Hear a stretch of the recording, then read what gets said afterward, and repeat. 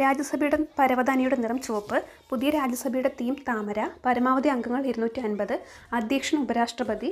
രാജ്യസഭയിലെ 1/3 അംഗങ്ങൾ ഓരോ 2 വർഷം കൂടുമ്പോഴും പിരിഞ്ഞു പോകുന്നു. അംഗമാവാനുള്ള കുറഞ്ഞ പ്രായം 30 വയസ്സ്. രാജ്യസഭാംഗങ്ങളെ രാഷ്ട്രപതി നാമനിർദ്ദേശം ചെയ്യുന്ന ആശയം കടമെടുത്ത അയർലൻഡിൽ നിന്ന്. രാജ്യസഭ പ്രാതിനിധ്യമുള്ള കേന്ദ്രഭരണ പ്രദേശങ്ങൾ 3 ഡൽഹി 3 അംഗം, പുതുച്ചേരിയിൽ 1 അംഗം, ജമ്മു കാശ്മീരിൽ 4 അംഗം. രാജ്യസഭ അംഗങ്ങളെ തിരഞ്ഞെടുക്കുന്ന രീതി ഇന്ത്യ കടമെടുത്തത് ദക്ഷിണാഫ്രിക്കയിൽ നിന്ന്.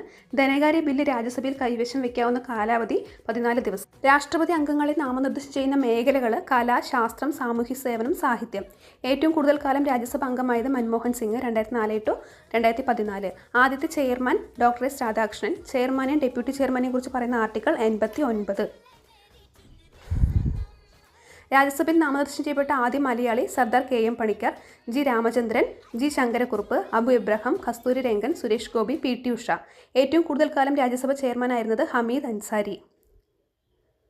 രാജ്യസഭ ചെയർമാനായ ആദ്യ മലയാളി KR നാരായണൻ. രാജ്യസഭയിലെ ആദ്യത്തെ deputy chairman SV Krishnamurthy Rao. രാജ്യസഭയുടെ പിതാവ് എന്ന് S രാധാകൃഷ്ണനെ വിശേഷിപ്പിച്ചത് നെഹ്റു.